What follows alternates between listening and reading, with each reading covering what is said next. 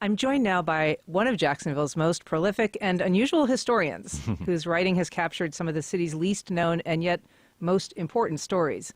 Tim Gilmore is a professor, author of several books, and founder of the Jacks by Jacks Literary Festival. Tim, thanks for being here. Thank you, Ann. Great to be here. Great to have you back. So you've written several times about a local architect, Robert Broward, and we're going to talk about a specific structure that he built. He built a lot of structures around Jacksonville. So for people who aren't familiar with him, why don't you give us a little primer on kind of who he was and what buildings he built that we might recognize? Sure, yeah. Robert Broward was really an iconic Jacksonville architect. Came from, not that this is important, but, he came from kind of an iconic old Jacksonville family. But as an architect, he studied with Frank Lloyd Wright and really focused on making every structure about the site that it was on. Very focused on the natural environment, and even in his own thinking was almost kind of neo-pagan, in some ways.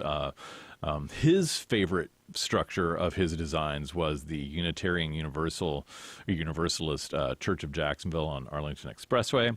That's a incredible, beautiful structure that really symbolizes what he was all about architecturally. And he also designed the auditorium for Douglas Anderson School of the Arts.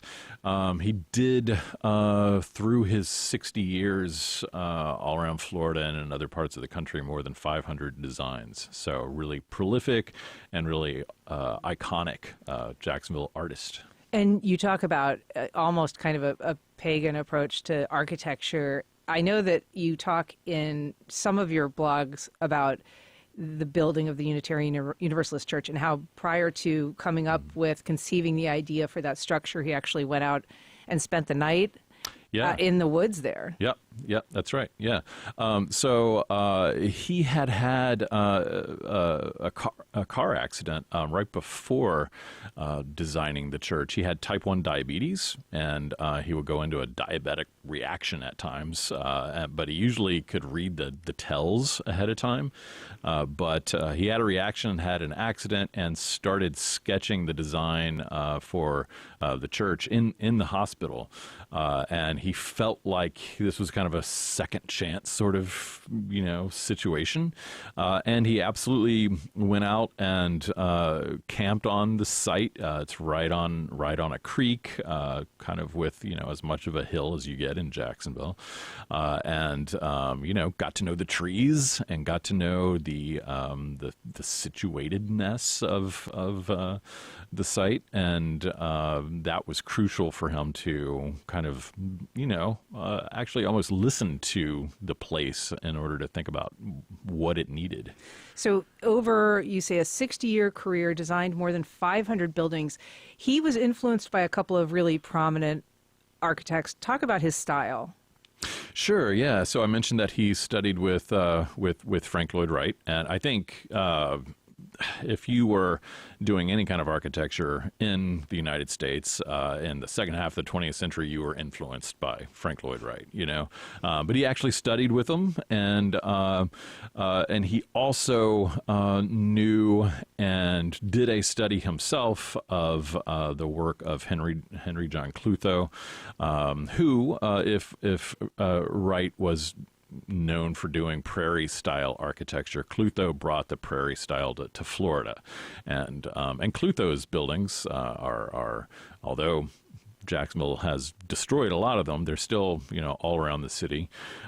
So he worked with both architects and developed his own style from that. You can definitely see the influence, but also he fits into what people call mid-century modern now, which is kind of this wide, broad phrase that's a catch-all for lots of movements in the middle of the 20th century. So he built a lot of homes, he built a lot of buildings, but waited until he was almost 70 to design his own residence. Tell us what it was called, and why did he wait that long to do that? Right. He actually lived in it started out to be it was a small structure that already existed in Switzerland, not the Switzerland you're probably thinking of, but the Switzerland that's in St. Johns County, just underneath Jacksonville. And he added on to it and kept kind of experimenting with it for years, throughout the 70s. And he said in a Florida Times Union story in the mid-'80s that he was probably going to demolish it, and he had these ideas for the house that he wanted to build there. And the ideas were completely different from what he later ended up building. He talked about it being octagonal, and he said it would be like living in a spider's web. And he ended up moving into town really because he was looking at his own health situations and the way his type 1 diabetes was changing over the years. It was becoming harder and harder for him to have those tells and to realize, when one was coming on. So he, instead of spending more time on commutes, he bought a site in town. Very close to the Hart Bridge. Yes, right. Yeah. And it's on the Arlington side of things, on Mayfair Road. And it's called Wakapalatka, which is kind of an appropriation of what Seminole Indians called a site where downtown Jacksonville is now, which translates to Calford, right? And people often say that Jacksonville was first called Calford, which is not exactly true, but that site was called the Calford. So that's the name he took. And what does the building look like? Yeah, it's a really interesting building. It's not his most avant-garde or radical building. It's very homey.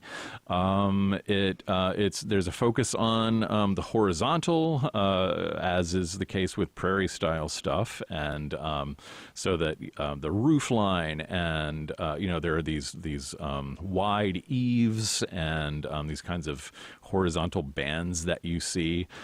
He's also got, there's a water feature out front. I mean, he talked throughout the years about some of his architectural materials as being sunlight and rain and kind of an environmental design. Yeah. Right? I mean, I think of Taylor Hardwick, another, architect from Jacksonville who designed around trying to, accommodate the Florida weather. But That's I think you said exactly that his electric bill never rose above $18 a month.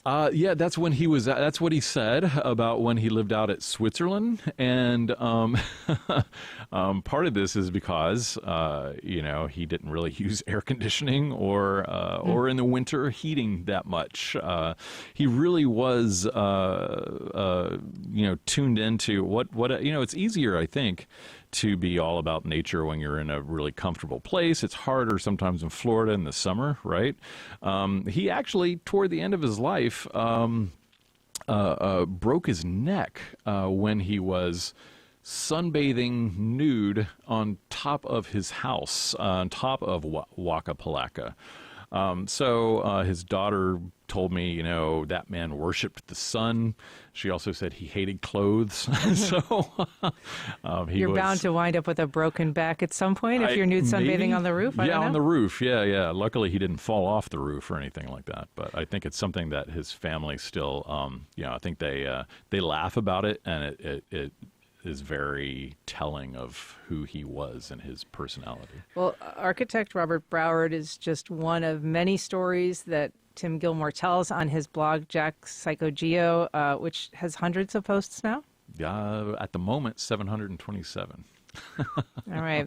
Tim Gilmore, thanks so much for being on the program. Yeah, thanks so much for having me.